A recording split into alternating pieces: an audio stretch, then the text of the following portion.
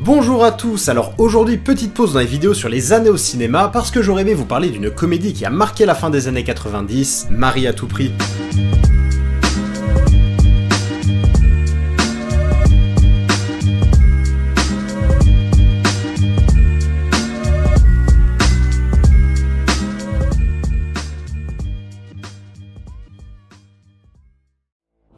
Ok, alors Marie à tout prix est une comédie américaine sortie en 1998 et réalisée par Peter et Bobby Farrelly, deux frères réalisateurs qui ont été révélés 4 ans plus tôt avec Dumb and Dumber, leur premier film, qui malgré les 250 millions de dollars rapportés, a été jugé assez nul et parfois même, je cite, affligeant.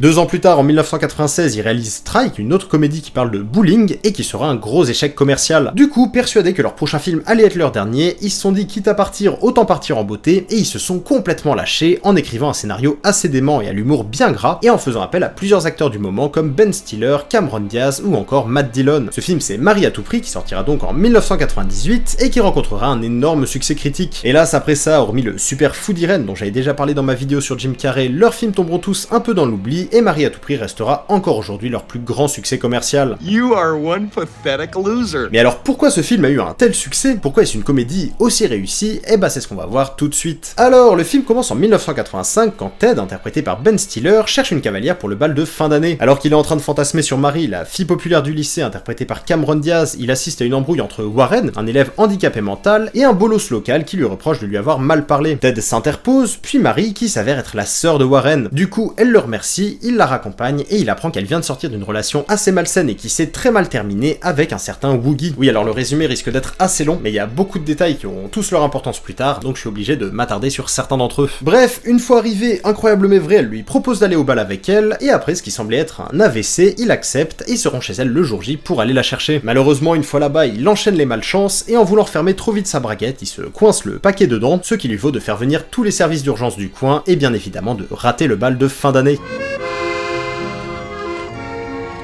Après ce fiasco, on fait un bond dans le temps de 13 ans, où Ted, chez son psy, lui raconte que c'était la dernière fois qu'il a vu Marie, qui a par la suite déménagé à Miami, et que depuis tout ce temps, il l'a pas vraiment oublié. Ce problème lui restant en tête, il en parle à Dom, son meilleur ami, qui lui conseille d'engager un détective privé qui travaille dans sa boîte pour qu'il découvre ce qu'elle est devenue. Même s'il est sceptique, Ted accepte, et va donc rencontrer ce dernier, un certain Patrick Healy, interprété par Matt Dillon, qui va immédiatement le prendre pour un gros stalker. Malgré ça, il accepte le boulot, et part donc pour Miami afin de mener son enquête. Et c'est maintenant que l'intrigue va vraiment démarrer. En l'observant chez elle, il y va tomber sous le charme et va commencer à l'espionner pour pouvoir par la suite mieux la draguer et avoir plus de chances de se mettre avec elle. Pour ça, il en vient carrément à quitter son boulot afin de s'installer en Floride et de se créer une fausse carrière d'architecte passionné par le Népal et les handicapés mentaux et de manière générale tous les sujets qui plaisent à Marie. I work with retards. Bien sûr, avant de partir pour Miami, il a quand même prévenu Ted, et au lieu de lui dire la vérité, ce qui signifierait avoir un concurrent, il a raconté n'importe quoi sur Marie en lui disant que c'est maintenant une obèse en fauteuil roulant qui a 4 enfants et qui vit en HLM. La femme parfaite. Après tout ça, évidemment, Ted est assez dubitatif, et il va finir par décider de quand même partir pour la Floride afin de la retrouver. I'm going down there. Pendant ce temps-là, alors que Healy a son premier date avec Marie, elle lui fait la surprise de l'emmener voir une exposition d'architecture durant laquelle on va découvrir un nouveau personnage, Tucker, un ami de Marie depuis plusieurs années qui est infirme et qu'elle a rencontré car il était son patient. Oui, parce que Marie est chirurgienne orthopédique. Le problème, c'est que Tucker semble voir clair dans le jeu de Healy et du coup, dès le lendemain, Called some friends up north, and they've never heard of an architect named Patrick Healy. Heureusement pour lui, comme vous venez de le voir, Healy espionne toujours Marie, et grâce à ça il connaît la gravité de la situation. Du coup il va établir un plan pour essayer de garder la face, et ce plan il passe par Magda, la colocataire de Marie, qui est habituée à espionner les conversations téléphoniques des voisins. Alors tu feras attention, t'es à 2 doigts de me perdre là. En gros il va faire exprès d'appeler un de ses potes près de chez elle, et grâce à un texte écrit au préalable dont ils auront chacun un exemplaire, Healy va avouer avoir menti à Marie sur sa situation professionnelle, parce qu'il avait peur que son vrai travail dans les organismes de charité ne soit pas pris au sérieux par cette dernière. I lied to that poor girl. Après le coup de fil, il sonne chez elle pour lui apprendre la vérité qu'il sait qu'elle connaît déjà, et son stratagème a marché puisqu'elle lui tombe dans les bras. I'm not the architect. On en revient donc à notre héros, Ted, qui arrive à Miami et qui après 13 ans retrouve enfin Marie à qui il propose d'aller au restaurant le soir même. Malheureusement, juste avant le rendez-vous, Tucker se rend chez elle et lui annonce qu'après plusieurs recherches, il a découvert que Patrick Healy était un tueur en série et qu'il fallait qu'elle s'en écarte à tout prix. À tout prix. Bien évidemment, c'est totalement faux et Healy, furieux de ce qu'il vient d'entendre, décide alors de suivre ce fameux Tucker et à cette occasion découvre que depuis tout ce temps, il était ni infirme ni architecte mais livreur de pizza et au moment d'en venir aux mains avec lui, il avoue surtout qu'il est lui aussi fou amoureux de Marie. I love her, man! De son côté, chamboulée par ce qu'elle vient d'apprendre, cette dernière trouve du réconfort auprès de Ted, avec qui elle va passer toute la soirée, ce qui va beaucoup énerver Illy et Norm, le vrai nom de Tucker, qui vont alors commencer à faire équipe pour essayer de se débarrasser de leur nouvel ennemi commun. Et hélas, quelques jours plus tard, ça va pas rater, puisque Marie reçoit une lettre anonyme qui lui explique toute la vérité sur Ted et Illy. Hire Pat Healy to spy on me? Complètement retournée, elle lui demande de s'en aller, et ce dernier, suspicieux, se rend chez Illy, où il le retrouve lui et Norm afin qu'ils puissent s'expliquer. À cette occasion, Norm révèle qu'il avait répandu des rumeurs sur Brett, l'ex de Marie, afin qu'elle le quitte, mais il nie toute implication dans la lettre. You two should be kissing my fucking hairy beanbag, you know? Because if it wasn't for me, she might have married that schmuck. Alors qu'il retourne avec Illy devant l'appartement de Marie, cette dernière retrouve chez elle son ancien petit copain de lycée, Woogie, avec qui les choses s'étaient très mal terminées, et on découvre à cette occasion qu'il n'est autre que Dom, le meilleur ami de Ted, et que c'est lui qui a envoyé la lettre. Did you get my letter, Mare? One about Ted? Vu qu'il commence à se montrer inquiétant, Marie essaie de s'enfuir, et du coup Norm et Illy interviennent pour la sauver. En même temps, Ted arrive dans l'appartement avec Warren et Brett, l'ex de Marie qu'il est allé chercher, et tous les personnages découvrent alors le poteau rose. You're Woogie? Tom Woganowski. Bien évidemment, Marie tombe des nues, et alors que tous les mecs se battent pour la récupérer, Ted dit que finalement tout ce qu'il veut c'est son bonheur, et vu que les rumeurs racontées sur Brett étaient fausses, elle devrait se remettre avec lui. Après ça, il s'en va, pleure à chaudes larmes, mais bien sûr Marie lui court après pour l'empêcher de partir, et le film se termine sur les deux qui se roulent un énorme palot. Voilà, le film est terminé, et franchement, j'ai passé un très bon moment. C'est vraiment un pur feel-good movie, il fait partie de ces comédies américaines ultra décomplexées des années 90 et 2000, genre American Pie ou 40 ans toujours puceau. Et ce qui est très cool avec ces films-là, c'est que souvent ils sont assez colorés, ils ont une bonne ambiance, et ils transmettent une sorte d'optimisme et de joie aux spectateurs. Ouais, un feel-good movie en fait. Alors évidemment, le genre plaît pas forcément à tout le monde, on aime bien un peu tailler les films comme ça, parce que l'humour grivois est une cible facile, mais dans certains cas, force est de constater que même si on n'est pas fan du style, le résultat peut vraiment être très bon, et selon moi, c'est le cas de Marie à tout prix. Just say it! Can I feel your bosoms before I go? Déjà, le postulat d'avoir plein de mecs amoureux de la même fille, c'était une très bonne base pour une comédie, mais ce qui donne à mes yeux toute sa saveur au film, c'est vraiment le développement du scénario, toutes les péripéties et surtout l'évolution des personnages. Chaque détail aura un moment son importance, toutes les sous-intrigues s'entrecroisent, et c'est pour ça que je me suis pas mal attardé sur le résumé du film, parce qu'il y a beaucoup d'éléments à donner. En fait, on a vraiment l'impression d'assister à une grande pièce de théâtre, il se passe plein de choses dans le film, il y a plein de décors différents, c'est vraiment une aventure très riche en rebondissements, donc en gros, on a clairement pas le temps de s'ennuyer. Et ce qui est fort, c'est que parmi toutes ces scènes, il y en a quand même beaucoup qui restent assez marquantes. La scène de la canne à pêche, celle de la braguette, celle du combat entre Ted et le chien de Magda, et bien évidemment celle que tout le monde connaît où Marie se recoiffe avec ce qu'elle pense être du gel. I just ran out.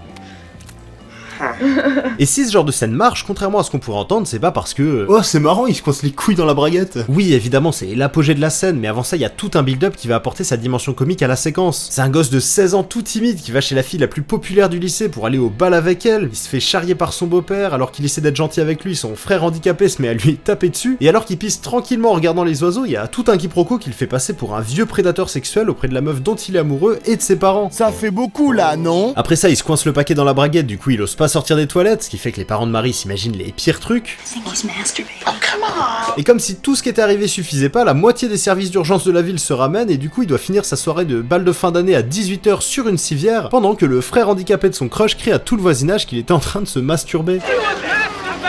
Et j'ai beau l'avoir vu des dizaines de fois, cette scène me fait toujours autant rire, tant par le côté absurde de la situation que par le jeu d'acteur ou les dialogues. Et c'est là un des gros points forts du film, il fait rire de plein de façons différentes. Parce que oui, on parle de l'humour potage depuis tout à l'heure, mais en vrai, il y a pas que ça. Entre l'humour noir, qui passe beaucoup par Patrick Illy, le comique visuel, le comique de situation, l'absurde ou encore les dialogues, qui sont vraiment très bons, je pense que ça participe clairement à la réussite du film, et de manière générale à celle d'une bonne comédie. I said, you gotta figure.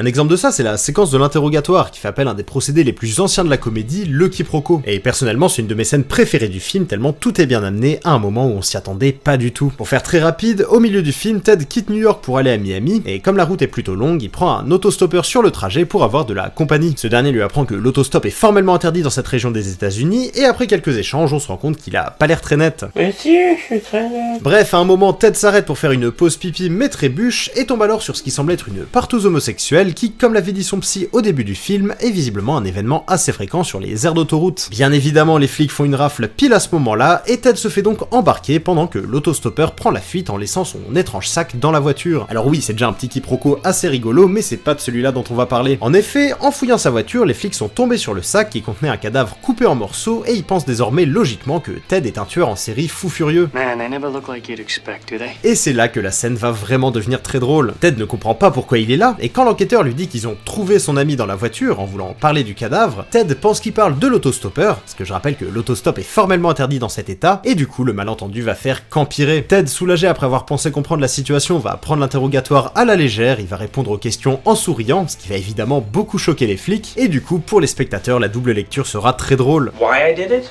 I don't know. Boredom? Bref, cette scène est vraiment excellente, notamment grâce aux dialogues qui permettent le double sens, et elle est à mes yeux un exemple parfait de la réussite du film.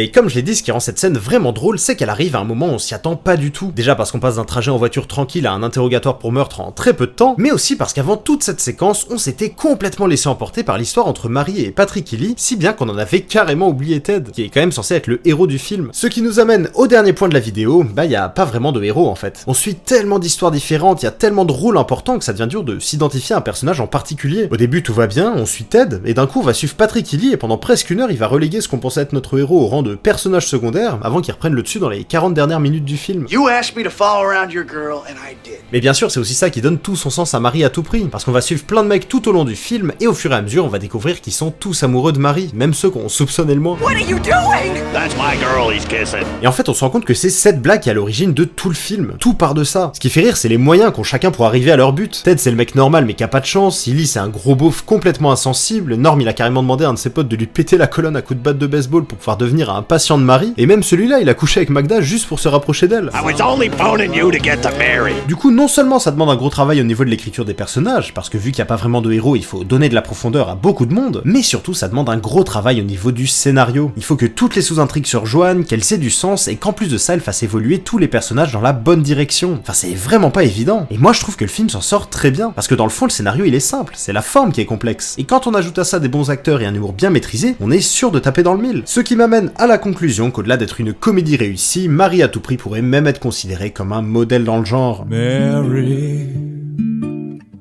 there's just something about Mary.